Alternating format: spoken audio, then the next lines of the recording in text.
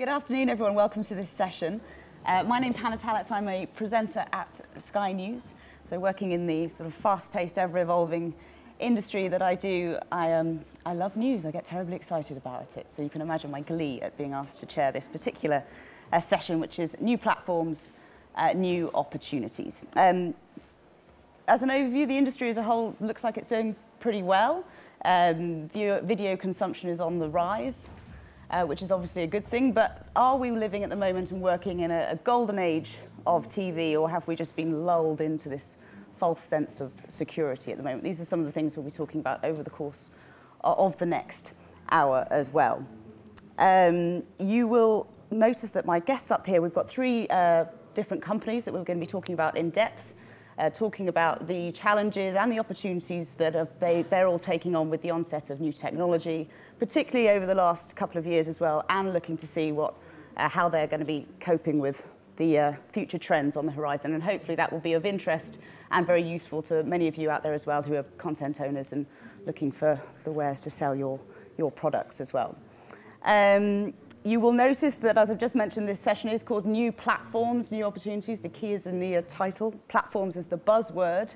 Now, for most of us, we will use the word platforms to mean all sorts of different things in maybe everyday life. I have to admit that before doing my homework for this particular session, I'd never used the word platforms in this particular context. However, for the benefit of doubt, and just for the next 58 minutes or so, when we talk about platforms, what we mean are any means of delivering content. So they could be satellite companies, cable companies, broadcasters, games consoles companies, and also the new services out there, Netflix, YouTube, and Amazon Prime, things like that. Netflix in particular we'll be talking about in a bit more depth as we go through the hour. So we're going to be talking about those platforms and what the impact of these newer platforms is having on the older, perhaps more traditional ones, and what that means in terms of impact on audience fragmentation. As the audience attention is split, there's so much choice out there. What does that mean for you, the content owners, and for the platforms themselves, and for the consumers? And for this session, we'll use me as the example of the naive, confused consumer. So let me just quickly introduce the panelists, and then they'll do a slightly more in-depth introduction as well. So we've got Will Ennett from TalkTalk, Doug Davis from Blinkbox, Emma Boston from UK TV, and our resident expert, Nigel Wally from Decipher as well. So we'll kick off with you if we can. There's a short VT that we're going to play, and then you can do an introduction yourself. Great. Over to you. Great. So TalkTalk TV, as you can see, is one of the latest platforms in the UK. We're obviously part of TalkTalk Broadband, and we've now got 1.1 million TV customers, which makes us the fastest growing TV service in the UK. And what we do is we offer a service that's quite similar to Sky or Virgin or BT pay TV providers, ranging from linear channels that are both free and pay, on-demand content in lots of different windows, so lots of different types of content available for our customer base. The way we look at ourselves as differently, as you saw in the VT, is that our customer base is largely Freeview upgraders, so people who are not traditional pay TV users. They're certainly not heavy pay TV users. So we're trying to get them to buy a little bit of content, but we don't expect them to buy a lot. So that's our about us. Okay, great, thanks, Will. So Doug Davis is up next from Blinkbox. He's the Director of Content Acquisitions and Sales as well, and I think you've got a VT as well. Yes, please. Doug. Thank you. So I think that pretty much did the job of explaining, so I don't have to explain too much more. We are the digital film and TV service owned by Tesco. Tesco, obviously a giant retailer of films in DVD format and also box sets of television. We are the digital next generation of that business. And where we focus is latest release television, latest release movies, immediately after the theatrical window in the case of movies, immediately after broadcast in the case of television. And we offer these products for purchase and rental. It's on a pay-as-you-go basis as opposed to a subscription, so very distinct from the Netflix model or any kind of subscription business. And then, as you would expect, you can stream or download to all of your devices. And because we're from Tesco, we can offer some nice goodies and treats that not every other platform can do, be it earning club card points when you purchase things, or spending club card points on content, or even throwing in a pizza from Tesco's Finest if we feel like it. Excellent. So that's Blinkbox. Great. Okay, Emma Boston is the general manager for UK TV. Tell us a little bit about UK TV and this. I know you've got this new transactional platform that you want to talk about as well, and perhaps explain why you differ to TalkTalk and Blinkbox as well. I've got some slides here, so I feel like I'm a bit left out because I don't have a whiz-bang video, but here we go. So this is UK TV Play, and this is a brand new service that has launched 2 months ago on the iOS platform. So I do encourage you to go and download it now. So UK TV has 10 TV channels, and we're also across a number of on-demand services as well, such as Sky and TalkTalk. So if I just show you what it looks like. So this is a new service. And really what we're doing is we're trying to collect content together. We're trying to curate it. So for instance, here we have, if you look at this Made by Dave collection, we're curating content for viewers, making it easy for them to discover things. And likewise also what we're doing is we're also having things such as staff picks as well. So we're trying to personalise it just a little bit more. Great. And there we go. Thank you. Finally, last but by no means least, Nigel Wally, who's the MD of the media consultancy Decipher. I'm feeling terribly left out, not having a show reel. I have know. some holiday snaps I could have put up, or something. So. Nigel is my right-hand man, my resident expert in technology and new media, and all the things that I won't be able to understand over the course of the next hour. So hopefully you'll be able to help us decipher. See what I did there? See what you did there. Yeah. The trends If in the industry. not, I'll just make something up. And the commercial implications as well for all the things we'll be talking about, which will be of interest to hopefully everyone in the audience as well. So I will come to you first, actually, if you can set a bit of context and tell us how we've got to where we are today and what are the kind of like the trends that we've seen so far, particularly over the last 3 years, that mean that the likes of TalkTalk, Blinkbox, UK TV can exist in the industry and thrive. And why is the industry so discombobulated about? Very good.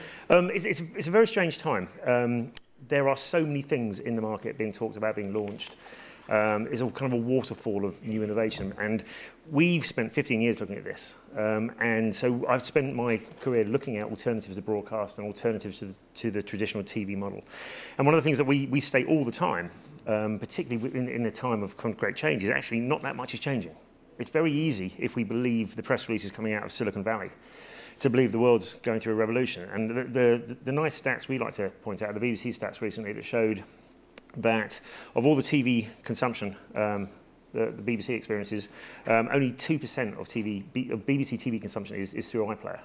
So it's the organisation with the most important on-demand player, probably in the world in terms of its impact and its kind of technical excellence, has only having 2% of its consumption. And that's not even a replacement 2%. It's not as though 2% of their audience has moved into watching iPlayer. The pie has grown. So one of the very, very positive stories when we look at this the last 3 or 4 years is actually the pie for all video consumption, whether it's linear broadcast or on demand, has grown dramatically because of the rise in devices that we can watch video on. So that's a massive trend. We don't it takes no explanation. The number of video watching devices, phones, tablets, etc., has grown exponentially the last 3 years. So that's had a huge impact on the total pie. The amount of just general connectivity in the home has grown dramatically, and that's had a huge impact. And the arrival of new players like Blinkbox, like Netflix, etc., new devices and services like UK TV has had a huge impact. However, the thing we need to keep coming back to is this has not revolutionised the industry. We would claim a lot of them have actually revolutionised the DVD industry, which is a different industry. That as an industry is going through seismic change. Because of great services like Blinkbox and these guys. TV isn't going through seismic change. We like to describe it as a customer service revolution rather than a complete industry revolution. Okay. What the TV industry has worked out how to do is how to keep doing the same things, but actually allowing viewers to have far more opportunities to go and find those new things, use them, find them in ways that suit their lifestyles. Okay, well, so a huge amount of change that's happened in the last 3 years anyway. How's that affected, Will, I'll start with you, the UK content ecosystem, if you like, and from your perspective and your business strategy? Yeah, well, I would echo what Nigel was saying, especially about the customer service revolution. So at TalkTalk, we have licensed well over 100 pay TV channels. So even though we're a new digital platform, actually where we see the majority of a lot of value, I'm not saying the majority of value, but where we see a lot of value is in licensing more channels, more pay TV channels. That's what people are viewing. I suppose what we're trying to offer that's different is a way of consuming. So, for example, the way we do it is monthly low-price packages as opposed to long-term commitments with all the bells and whistles. So, I fully echo what Nigel's saying. And having said that, we do see some increase on the on-demand side. Definitely see a lot of increase, and also in surveys, a lot of value attributed to that. So, as a platform, we have to both offer kind of what people want and what people aspire to and kind of believe in. So a lot of the on-demand, a lot of the new things is what surveys customers would like to get more involved in, but actually the bread and butter is they're watching the linear channels. So we're trying to offer both to give the customers what they want. Emma, what do you think of the competition that's in the marketplace at the moment, and particularly that's happened recently? How does that affect your strategy when it comes to buying content? Well, clearly, if you've got more competitors and you're not having more content made, then it's going to drive up price, and I think that's one of the major things. And it's really interesting, I guess, with the over-the-top services like Netflix and Amazon Prime. I think you can see the market is really changing, and obviously there are an increasing number of competitors in that marketplace, and so we're all fighting over the same content, to be honest with you. So yeah, it is having kind of seismic shifts, but also, you know, we're making our own content as well, and we're populating services like UK TV Play with our own content as well as acquired content. So it's good to have a dual strategy, I guess, in that sense. We mentioned Netflix, and I did say at the beginning that we would talk about it in much more depth. I suppose, I mean, just 3 years ago, it wasn't even in the UK, and so and now it's a household name. It's probably the most famous of the over-the-top services out there at the moment. I mean, Doug, I suppose many people would say that it's direct competition to you. Do you consider that to be the case? It's a bit of a misconception, actually, because Netflix will compete with broadcasters in terms of bidding for the first window on content. But at Blinkbox, you should think of us as either renting or buying a DVD, except it's digital. So the content will have already gone out on whatever platform, and now we are making it available for purchase for your collection or for a short rental. So movies, let's take the case of movies.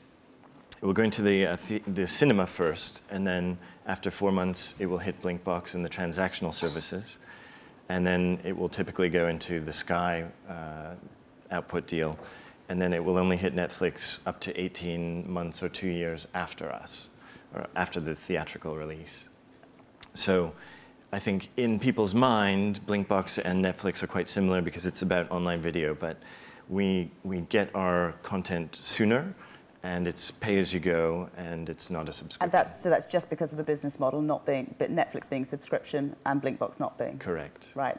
Yeah. Okay. Will, tell us a bit about Netflix and how that might impact on TalkTalk. Or does it at all? I mean, is it just hype? I think we're probably actually in a good position.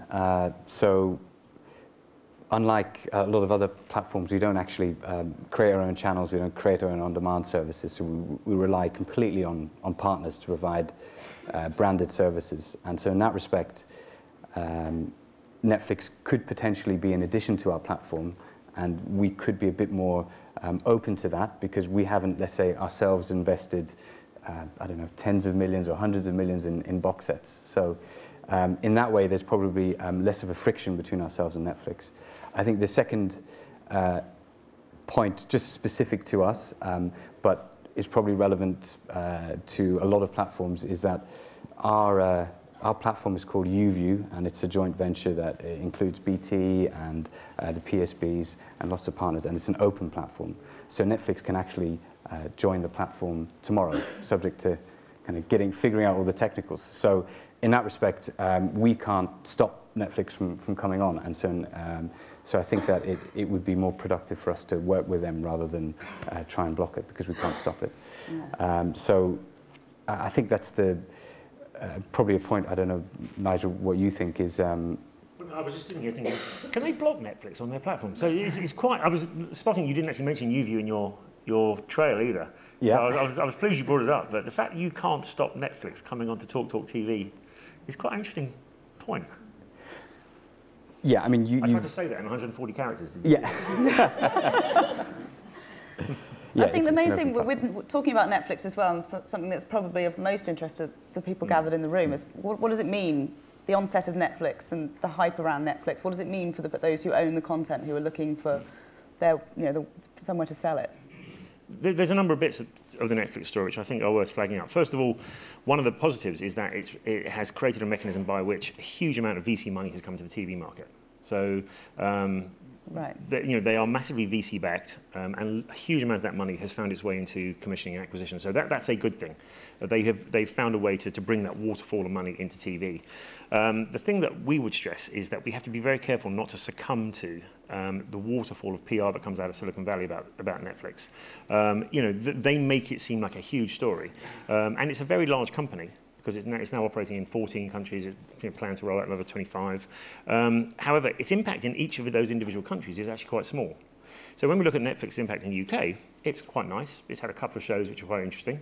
But its total impact on viewing time or revenue generated is actually quite tiny. But it's only been 3 years, hasn't it? So, yeah. And it's been in the States for obviously much longer. So yeah. But I think that there's a significant difference between its ability to impact the American market and its ability to impact the UK market. What we always believe that the American TV landscape is actually full of incredibly sophisticated TV systems, and Netflix has gone and competed head-to-head. The difficult truth is the vast majority of Americans have very, very poor quality cable boxes. They're not all running the latest Comcast web-enabled set-top box. They've got terrible quality service for pay TV in the UK. And Netflix is therefore stacks up against them as quite a competitive service. In the UK, we've got TalkTalk, BT, Sky, Virgin, a range of platforms that actually make the Americans jaw drop when they come over and they see these things, particularly the free platforms. The YouView as a free platform is jaw dropping to most Americans when they see it. So it's much harder for Netflix to come into the UK and have a competitive impact because of the amount of free-to-air on demand that's built into core TV systems. So like the Dave and UK TV player on YouView is quite an incredible thing to show to a bunch of American TV execs. They just don't get it, that it's a free box, albeit you can have a pay option as well. I was going to mention this at the beginning as well. We will have a Q&A session at the end. However, if you're absolutely bursting with a question and you can't contain yourself anymore, then by all means, put your hand up and we'll endeavour to get your question answered as well. Let's move on a bit to data and the importance of it. Emma, let's come to you first. How important is data in terms of your content strategy as well, and how you actually reach out to your consumers, your customers? It's massively important, obviously. I think the thing is, though, for us, it really varies the kind of data we get. So we don't get much data from platform owners. But obviously with things like UK TV Play, we do get a lot of data, and it just means we can tailor our services so much more. So I will say, have a plea here saying, if we could get more data, that would be great. Is there an argument, though, that for all the money that you would have presumably invested in UK TV Play, that money could have been invested in content acquisition instead, that some of it? Well, yeah, but it's all about making sure that, we are following our audiences around. And audiences are, even though linear TV is incredibly strong, there are definitely, you can see some trends for 1634s where they are moving away and looking at things on mobile devices and looking at things on iPads, looking at content on iPads, looking at content on their mobile phones. So it's really important for us to make sure we can track them and be wherever they are, because if you put the consumer at the heart of whatever you're doing in your strategy, then you are going to succeed. Yeah. So that for us is really important, and we're gathering so much more data with UK TV Play now, and just understanding how people are moving around content. So we're curating it in a different way. So we're curating content, putting shows together which might not necessarily, you might think might not go together, but actually we can move people around the service really well. So, and we're getting tons of data back on that. Great. Well, Doug, you've already mentioned that Blinkbox's relationship with Tesco. That's a huge deal for you guys as well, and I guess that means you get a hell of a lot of rich data from that. Exactly. The club card user base is, I think, 17 million people, and it's one of the richest data sets in this country. On Blinkbox, you're invited to link your club card into your Blinkbox account. So all of a sudden, those two are merged, and we can push, over time, we'll be able to do interesting things like push tailored offers, tailor content recommendations. You know, we're just at the beginning of a very long journey on data, but it's going to be quite exciting. Okay. How has TalkTalk used data so far, and how would you like to use it in the future? Yeah, I think we'd love to use data as much as we can. I think probably our focus right now is, as a relatively new platform, is really figuring out how best to put together packages of channels, packages of on-demand content that really gel with our customer base. And so I would say that sort of data we're using is probably less analytical, analyzing every single program, but more customer data, obviously within relevant legislation. So, you know, but more how are customers responding to our pricing, to our proposition. And I think that's, you know, really key, because we see the UK as being the most competitive broadband market in the world. Within the UK, you know, you've got really big, established, well-backed players, platforms, and then a whole series of new OTT entrants. We actually need to figure a lot about the proposition and how it's priced and how that can be tested and figure out the best way for the consumer. Nigel, you're going to... There's still a bloody great hole in the data sets in UK TV. The TV industry is about 15, 20 years behind the mobile industry or the retail industry in getting the data thing sorted out. And our concern with it is that the wrong people are trying to solve it. I'm sure we'll hear more from David tonight in the McTaggart about data. And you know, more broadcasters are having a go at solving it. Broadcasters cannot solve this. This is not something. This is like Heinz trying to solve data in the retail market. Yeah. It can only be solved by the platforms. The second, they have the competitive edge. Yeah, and the second most interesting data set after Tesco is actually B-Sky-B. And what the broadcasters need and aren't being given by the platforms is data on linear use. It's this massive bloody great hole. It's the main product we as an industry ship to the viewer, linear broadcast TV, and it's the one bit they can't and don't currently measure. So we can measure on demand all you like, and it's all very interesting. It's chump change data sets. You know, the whole 4OD data strategy, with all due respect, your data strategy, it's like Tesco only collecting data from the petrol station outside of a Tesco superstore and not collecting anything that goes on inside. Yeah, it's frilly bits around the edges. Until the TV industry learns to measure and analyse the consumption of our core product, linear broadcast TV, and then correlating that to on-demand, we haven't really got a data set. It's just filling around the edges. Emma, do you agree with that? To an extent, yes, actually. It is, and that's why, you know, the more data we can get from platform owners, the better. But it's him, yeah. It is... You know, if we could get more data, it would be fantastic. But, you know, and I think then we could make sure that we could tailor our products and our services and our programmes and our channels so much better, even though I think we do a damn good job anyway. But it's more about being able to do it even better and providing value back to the platform as well. So that for us is where we see all the value. Really. Yeah. Well, I suppose whether you're a platform or a content owner or an analyst like Nigel, the one thing that we all need in this industry are consumers. And if we use me as the example of the consumer at the moment, just from listening to all of you talk, then there's obviously loads of choice out there. There's loads of new platforms coming into the marketplace. But there's a lot of money that's coming out of my pocket as well, whether it be in subscription or in whatever form it is. And also, I don't really know where to start. What is best suited to me? There must be the perfect model out there, but I just don't quite know where to start. So how do you actually, we'll come to you first, Doug, how do you actually sort of reach out to your existing customer base, but also find a niche product for a niche person? I think what all the data says is that there is no one silver bullet and there's no one way that people want to consume content. A lot of people will have Freeview, but dip into an occasional rental on Blinkbox. Some people will have the full shot Sky service, but they still want to get Spider-Man on the day it comes out on Blinkbox, so they'll buy it on top. So I think for everyone in this room, the proliferation of platforms, including all of ours, is a good news story because there are new buyers.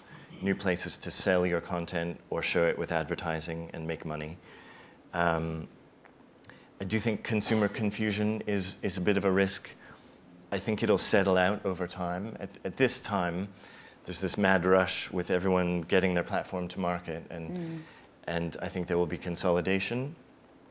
5 years from now, I think there will be a smaller number of large platforms, of which we hope to be one, and the consumer will have bedded down into their sort of routine of consumption. So there'll be less audience fragmentation, if you like, do you think? I think fragmentation is a negative word, and it is a word that implies threat.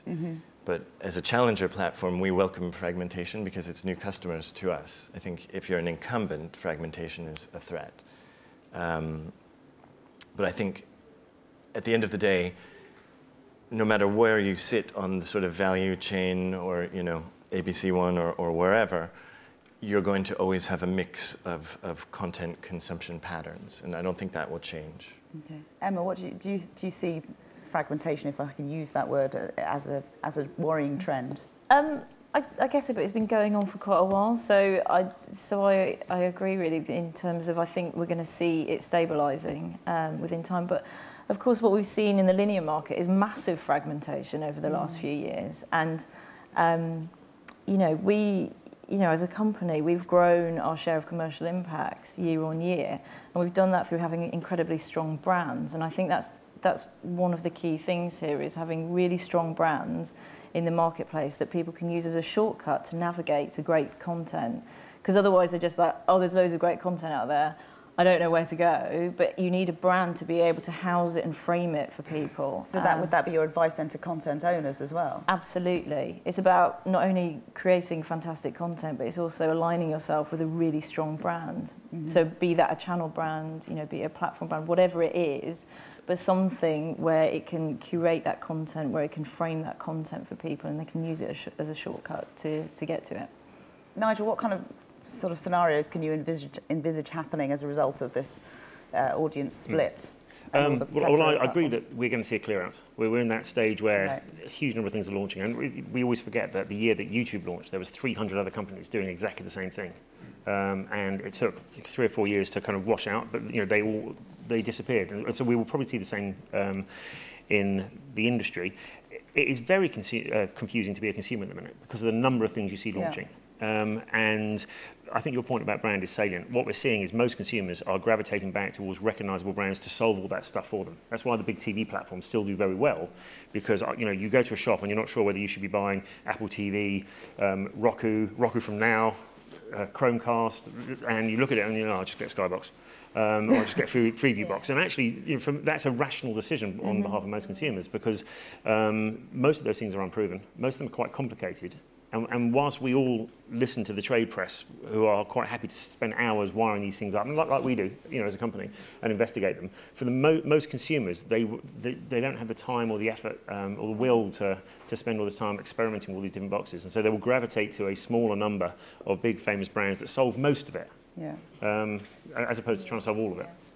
Yeah, I mean, I just add to that. I mean, that's a role that we would love to play with our boxes. We would love to be an aggregator, have lots of platforms and services on there over time, and it's a gateway for our customer base. And certainly what we found is that they're not at the cutting edge of technology, most of our customer base, so they're not asking for 3D or 4K or any of these sort of innovative technical things. It's much more, I think, about good price, good value, and just what they want. So I also have to sort of remind myself every now and again, and we go on call center visits or engineer visits where we install boxes, and you see a whole other world out there to what it's like here. Okay. Looking ahead to sort of, we've talked a lot about 3 years in the past and what's happening right now. What about in the future? What are the things that keep you awake at night worrying about your individual businesses? Doug? Interesting. I think on the positive side, we need to build a platform and a service which has really great functionality that the consumer finds easy and satisfies every desire and need to watch it on you know, the large screen TV in the living room via Chromecast-enabled app on their iPad, or watch it simply on their laptop in bed at night. Or so something about a beautiful, functioning service that's very easy to use. Something also about the commercials. So it needs to come in at a price where the consumer sees value. And it's the same as the challenge Will faces in terms of his customer base predominantly being sort of free view and getting them to upsell and nibble away at higher value packages. So we want people to buy and rent. Ideally, I mean, the physical disc ownership model floated the whole film and TV industry for the last 30 years, and it was an incredibly important part of the profit model. And if we don't want to see that evaporate, we need to make sure that the digital ownership and transactional rental model stays healthy and strong. Part of that is our job, make a great platform. Part of it is your job, make wonderful programming. And part of it is our mutual job of pricing it at the right and an acceptable level, because the other thing that keeps me awake at night is piracy. Right. And at the end of the day, that is truly disruptive. The fact that if you don't get all those things right, they can just go steal it. So all those things together. Emma, do you think that UK TV is prepared for the sort of new technology on the horizon and the trends to come? Absolutely. I mean, and that's exactly why we launched something like UK TV Play as well, so we could have, you know, our first network non-linear brand, which houses all of our content underneath it from all of our channels. So I think we are really well prepared, and I think also the other thing which I'll go back to is having really strong brands. It's really important to have strong channel brands to direct people around to great content. And if you, as I said before, if you just have loads of great content sat underneath an umbrella, it's just very difficult to navigate people around. But things like having, you know, ease of discovery, you know, ease of navigation, that kind of stuff with whatever system or platform that people are using, I think is so important. Otherwise, people just can't get into it. They can't get into that content. We've talked a bit about, well, Emma's talked about linear TV, and I mean, TV scheduling seems like it's holding up pretty well at the moment. Do you think that's the case, or this is? I think so. I think there was a period from like 2005 through to about 2010-11 where the TV industry lost faith in the old craft skills, because we kept being told by Silicon Valley and even the BBC's Future Media team that the broadcast was dead, and then suddenly, you know, 2012 there was a 19 million audience for the final of X Factor. And suddenly everyone thought, oh, hang on a sec, that looks like old-fashioned TV is still doing very well. Yeah. So I think the big revelation for the last 2 years is A, that the linear model for delivering telly still stacks up and people like it, and it maps onto the way they lead their lives. And we've kind of forgotten that essential truth about TV. And the second thing was that the old craft skills of scheduling and building audiences and taking one audience from one programme into another actually were not just still valid, but were actually even more valid when there's competition from on demand. And I think that we did a little analysis of the impact last year of Broadchurch versus House of Cards. And you know, if you read the PR coming out of Silicon Valley, you would have thought that House of Cards was this groundbreaking, revolutionary thing that changed the way we watch television, changed the way we engage with the programme brand. And actually, Broadchurch wiped the floor with it. And Broadchurch was quintessentially old-fashioned in its structure, you know, in traditional TV. People like the idea of going into work on a Monday morning and then you're sort of talking about what's going to happen next. It was a 10-12 episode procedural police drama with a cliffhanger and a reveal. And social media was used massively in that as well, wasn't it, the role of social media? And what we found interesting about it was that all of the mechanisms which on these new platforms, which were meant to put linear broadcast out of business, actually supported the growth of the Broadchurch audience. So on a programme like Broadchurch, we would traditionally expect to see audience degradation through the broadcast. It would start off with an 8 million, and then by the final episode, it would have about 4 million, because you just lose people along the way. And Broadchurch completely flipped it. So it started off with 4 on live and 2 on time shift. So it had 6 million audience for the first episode, and it grew to just over 9 for the final episode, of which almost all was live. And it was using catch-up and PVR and social media promotion to all those supposed linear killing mechanisms to build an audience. So you could still get on board the train even though it felt like it left the station. And the audience grew and grew all the way through, and it got increasingly live all the way through. So I think we have to be very, very careful not to see new tech and new platforms and think, revolution and all change, because actually it comes back to that customer service revolution. Broadchurch was a customer service revolution. The way that was able to engage with the UK TV audience. House of Cards on Netflix was a huge industry PR thing, and if you look at social media, it came with a kind of a bang and then completely disappeared, whereas Broadchurch just grew its social media profile. So you would say that Netflix isn't really a game changer, it's just to me, an add-on? Netflix initially is along with organisations like Blinkbox, even though your proposition is different, is absolutely decimating the old physical DVD industry. Mm-hmm. And it's predominantly about that, and it's very much an add-on to linear. And so when we see Freeview households who use Netflix, but it's getting some use, but what you're seeing very much is that it's a peripheral add-on to a core TV experience. And the stronger we can make the core TV experience, the easier it is for it to compete against the Netflix of this world. So we want to see loads more functionality like jump to catch up from broadcast, start over, any clever new tech which makes the linear broadcast model better and more customer responsive is going to help us compete with things like Netflix. Let's go back to content in a bit more detail now. We've talked. You mentioned before about the US market and Netflix and the sort of the strength of Netflix over there. But where content is concerned in the UK, what does the UK market specifically offer content owners? This is to all of you really, that is exclusive to the UK as opposed to America, for example. I don't know who wants to go first. I'll pick on someone. Well, the first thing is that the amount of free-to-air. We should cherish and protect how much free-to-air TV is in the UK. They're very worried about cord cutting or people giving up their pay service in America, but they start off with a base where 90% of their audience pays for TV. So almost all Americans have to pay for TV, whereas over in the UK, it's 50%. So in a way, we have already gone through the cord cutting revolution, or we never had the pay revolution to have to cord cut away from. So we're not so exposed to the threat of cord cutting in pay TV in the UK. And the amount of free-to-air broadcast on platforms like Freeview, FreeSat and YouView is phenomenal, and it's a massive asset. So adding on things like players, the UK TV player, into that environment creates this incredibly rich free-to-air environment. So we have to be very careful. We shouldn't be quite so snippy about advertising. It underpins the free-to-air world. And we need to keep investigating new commercial models that can support free-to-air linear channels, programming and players. Will, how do you say to people, to content owners, like, come and do business with me because the UK and TalkTalk is the best environment for you right now?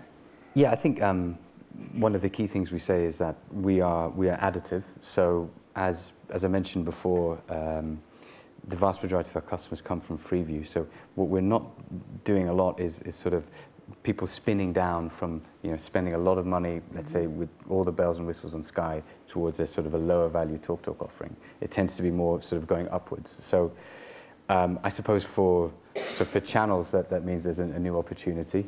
I'm hopeful that for content owners in this room, what it means is that extra additional revenue that the channels like UK TV make might trickle back down into commissions. So yeah, overall I think we're just sort of building the size of the pie. And Doug? Well, more generally, your question was what is unique about the UK market, yeah, exactly. And I would say the number of platforms and places to monetize your content. It's quite unusual if you compare to most other countries. Okay. So we each form part of this rich ecosystem as a different place to monetize your content, and many countries do not have this rich of an ecosystem. Okay. I think it's probably quite a good time to put some questions out to the floor now as well. If anyone has particular questions for our panellists. There's a gentleman over there with his hand up. If there's a microphone that can go. If you can just say your name and who the question's directed at, that would be great. I'm Alex from Broadcast Magazine. I've got a couple of questions. One was regards the data part that you touched on, when Nigel was saying that we don't have enough data, whereas I don't know where Barb sits in that, because obviously Barb is a very well measured, well adopted, well received common currency. So I'm not quite clear why he feels there isn't enough data around linear that the broadcasters themselves can own. But Alex, second, Barber's audience data, not customer data. But if you're a broadcaster, aren't your customers your audience? Yeah, no, but you can't actually identify an individual user out of Barb data. There's no way that Emma can work out if a person who watches loads of Dave also uses a load of on-demand Dave, or if those two audiences are different. Barb is just a kind of a broad, incredibly useful. I'm not knocking Barb because it does an important job, but it's not customer or consumer data. It's audience data, and those things are fundamentally different. There's a real misconception about what data that delivers. Well, no, that's quite important, though, isn't it? When we are talking about data, we are talking about wanting to know how individual people are consuming media. So wanting to know about, yes, our bank accounts and all the rest of it as well, but how am I personally consuming media, not just... or groups of you. Am I a number amongst many others who are watching one particular thing? I mean, it'd be lovely to be able to say, we've noted from analysing the data that the vast majority of people who watch Dave linear also go on to use the player. Right. That's what a basic bit of data. You can't do that in TV. We have to have separate questionnaires and things for that. There is no data to let us do that very simple basic thing because A, there's no data capturing the linear use other than audience. And also be very careful. Barb is an estimation. It's not data. It's a 5,000 panel which is extrapolated up through statistical maths to create an estimation of the audience. Yeah. What we can't do is say, we've spotted that people who are watching Being Human on Watch actually also made sure that they were big users of the iPad version of the Dave player or the UK TV player. That data doesn't exist. We can't do it. Right. We are missing the fundamental piece of data in the middle. You had more questions in there. And the other thing, sorry, Emma, just a quick question. You mentioned the importance of channel brands and how it can be difficult to navigate and how umbrella brands can be confusing. I don't understand how that sits with launching UK TV-wide app when you've got strong channel brands and you moved away from channel brands. Well, it's actually because we wanted to create a space where we could help to navigate people around a bigger variety of content. So say, for instance, when we launched UK TV Play app 2 weeks ago, week on week, we got double the views that we'd had previously with, say, just the Dave app on its own. So, and people were looking at quite a variety of different content, so from channels like Really and Yesterday as well. So we were helping to navigate them around really different types of content that sits underneath. And it's a new umbrella brand, and obviously we're putting money behind it, marketing it, and so on and so forth. So yeah, does that answer your question? Okay. Other questions? Well, maybe go to this gentleman first, and then we'll go to the back of the room. Thanks. I'm from the Finnish broadcasting company. My name is Lauri Kivinen. Nigel, for how important do you see the distinction between catch-up of linear TV and video on demand?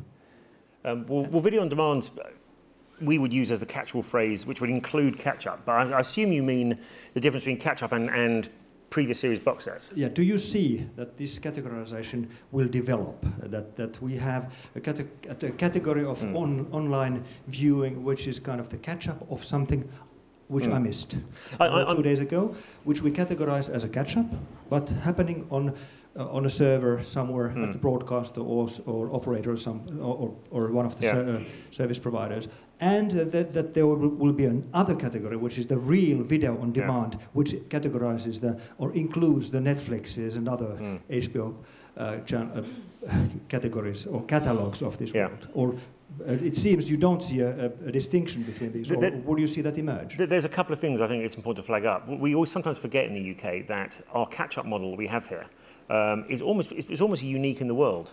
Almost no other countries have followed us in creating this window for catch-up. And it was driven by the BBC around the launch of iPlayer. So we have this weird thing. So our catch-up rights, when a channel acquires a programme, they acquire the catch-up rights as part of the core broadcast acquisition, which is very rarely repeated, that model around the world. So very often there is a separation between VOD and broadcast. Now, I think it works really well, and the Broadchurch example shows why it's important to have a separate catch-up right, separate to archive and box set VOD, because I think it shows that we can use it as a tool.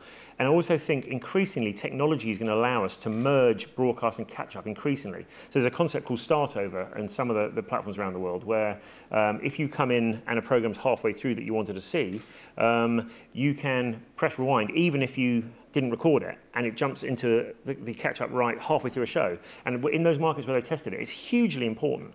And so I think that bolting catch-up closer and closer into the linear broadcast distribution is going to be a huge thing. So I do think we need to separate catch-up from VOD, because they are different. But VOD, again, is part of this customer service Video revolution. on demand, you mean, yeah. If I come in and all my friends are talking about Series 2 as something amazing, and I didn't see Series 1, I like the opportunity to go and find Series 1, and then if I like it, then I can catch up and get into Series 2 and then come back into the linear broadcast audience. Yeah, Doug, you look like you were going to jump in with something on that as well. Well, it's one of my favorite things, defining terms. You know, the reality is that even amongst us, we are now using terms which mean different things to even ourselves here, much less the audience. And the on-demandness of the programming is different from the economic model of the programming. So I can go watch catch up on 4 on demand for free, and it's not part of any subscription, it's a PSB. I had to give some data to 4 on demand, but so I watch ads with it. If I have a certain subscription with Sky, I can go watch on-demand box sets as part of my subscription, or I can come to Blinkbox and rent on demand for 48 hours or purchase from my digital collection forever.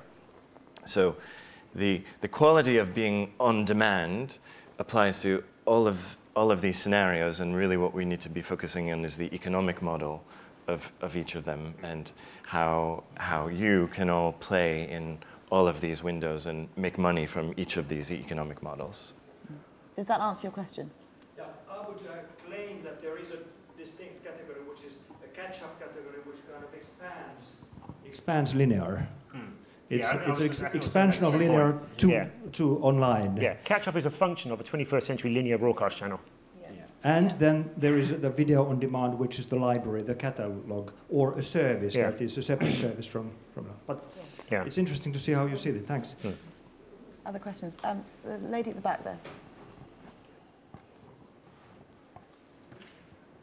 Oh, hi. I was wondering about the new opportunities in the title and how that related to the programme makers, and whether that goes beyond having new ways of showing the content they've already made. So I guess I'm thinking about, do all these new platforms mean that there are going to be new kinds of commissions? How interested are you in different kinds of shapes and lengths and sizes of programmes? So I'm just wondering how that relates to linear, strong, yes, but do these new platforms mean that we're going to be making new kinds of shows for you? I didn't catch your name, actually, sorry. It's Annabelle Waller from Salford University. Great, Annabelle. And was the question directed at anyone in particular, or just it's to at the panel? The panel there. Panel. I mean, I can start. Emma? Well, okay, so on UK TV Play, we are hoping to trial some pilots on there, so maybe some short pilots of content, and encourage the audience to vote on what they want to get made into a whole series. So we're looking at maybe some, I guess that may have shorter lengths. So we're just looking at some different ways of doing that now. So that is something that we're looking into at the moment, absolutely. And so for us, not at all. We focus on very traditional long-form premium movies and full-length scripted box sets of TV. But it's a really good question, and really, ideally, probably we would have someone here from YouTube and Awesomeness TV and some of the new platforms that really, truly are creating new types of programming and new lengths. Yeah, I'm afraid to say we're also not commissioning at the moment. I think one thing to bear in mind is that we are still a very young platform, and we still probably got to add a lot more of the already made existing content really before we get into the commissioning realm, I think, because we have to make sure we have a good platform. So, does that answer your question? Brilliant, thank you. Other questions from the floor? There's one at the front here, this gentleman. I suppose following on from that question, I'm Ben from the BBC, by the way. Nigel, what do you think about the BBC Three proposition? Do you think, obviously, the new opportunities that potentially affords people? I'm not sure what new opportunities it does afford people, because you had iPlayer beforehand. I'm just moving the whole of a linear broadcast channel into the web to me, is a backward step, not a forward step. I don't think you really kind of used any of the things, the opportunities that are out there, all the things that are being discussed, you know, trialing short form, putting trial episodes out, doing comedy shorts, all were technically possible prior to shutting down the broadcast channel. I valued the broadcast channel. I thought it did a really important job, and I think that I sense that it was a cost-cutting exercise, and the BBC are now trying to desperately justify this as some kind of visionary new move into a new media and the youth audience and engaging you in a different way. And actually, you just shut a broadcast channel.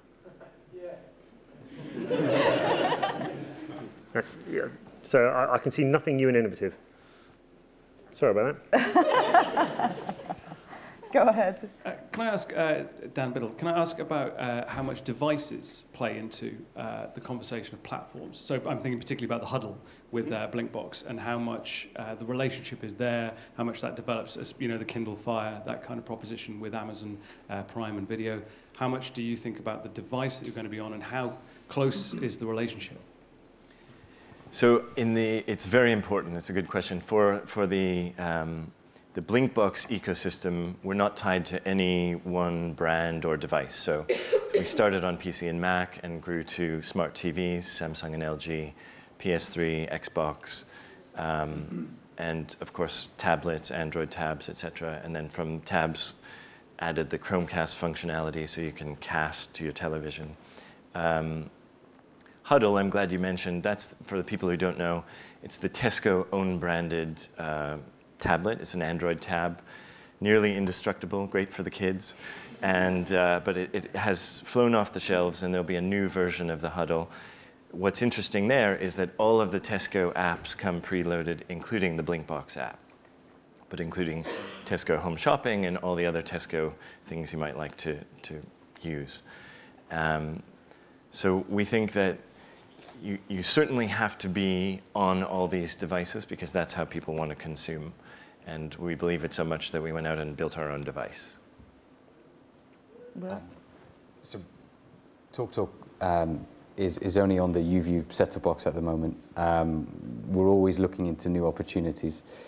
One thing I would sort of slight cautionary note about adding onto lots and lots of devices is what is the relationship between the customer and the device in each instance. So one of the key benefits we think we have, and also a lot of our other internet service provider competitors have, is a direct monthly bill with the customer. So it's really, really easy to add, let's say, a rental of a movie or a subscription to a pack onto your bill. Entering credit card details and everything's a real barrier to entry, and maybe some of the devices also don't have email communication or ways of really reaching the customer and communicating. So you could end up being on a device and not really being visible. So yeah, that's the only note I would say about it. It's great that to get onto lots of devices, but I presume at Blinkbox there's constant weighing up, you know, if we launch onto another device, will it actually be worth it? Will all the development work be worth it? I think there's also to separate out the new devices and functionalities that are arriving and the question of who can exploit them. The Huddle's a great device, by the way. We got in the office and crawled all over it, and the Blinkbox experience on it, particularly flicking it up onto a large screen, is very good. If anyone hasn't seen YouTube on the Chromecast as well, that's worth a look, because we got that in the R&D labs and we played with it, and consumers were shocked at how cool it was to flick YouTube up very simply through a Chromecast up onto the screen. The more complicated question is who's in a good position to actually ultimately exploit these new capabilities. Because we look forward 3 or 4 years and all we're going to see is increased capabilities in the consumer's home to move content around, flick stuff from one device up to another. You know, that stuff is starting to roll out at a great pace. Our gut feeling is that the consumers really want their platforms to roll this stuff out. So in reality, I'm in a Sky home. I can't currently flick anything up from my Sky apps up into my Sky box. I sit on the loo upstairs. I can't log into my PVR and watch live football on the loo in my iPad. I want to do that. So actually, all the most amazing functions that will probably happen in the next 3 to 5 years will ultimately end up being consolidated into the proposition from the platform. So the big trend we see looking forward with this kind of waterfall of new functionality, new technology arriving in our homes, is actually power to control the complete TV experience is shifting again towards the platforms. So theoretically, you should be in a good place if you can get your R&D teams to roll out this perpetual waterfall of functionality. You know, again, I want to be sitting in a room with an iPad. I want to be able to access my TalkTalk box in another room. I want to be able to draw live content off the TalkTalk box onto my iPad. I want to move it to the screen in my bedroom. I want all that stuff, and I want it now. And so what we're seeing in the first wave is it's being introduced by people like Google and YouTube. So, you know, a Chromecast with YouTube on it is great fun, an amazing outcome. I really want Sky to sort it out, because that's who I watch most of my TV through. Or TalkTalk, so, you know, a platform. I'll have a word. All right. Okay, final thought. We haven't got time for any more questions, I'm afraid. But just very briefly, if you were to have one other thing from a fellow panellist and their business, what would it be? Will? Okay, I was hoping I'd go last. Okay.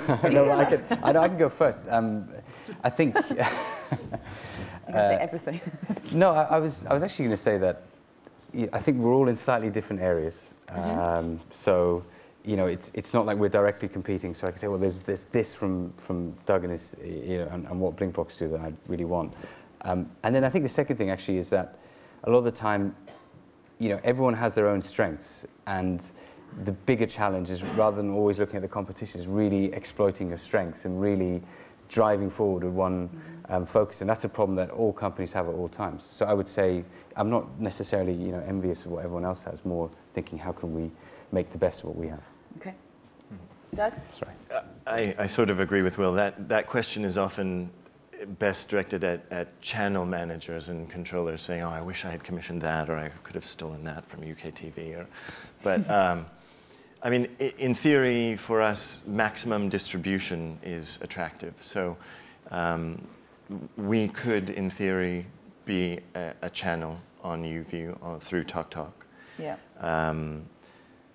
But as Will says, we basically have to stick to our knitting and roll out a great platform and take it over the next 3 years from, you know, the beginning of a journey to a mass market platform. Okay. And Emma?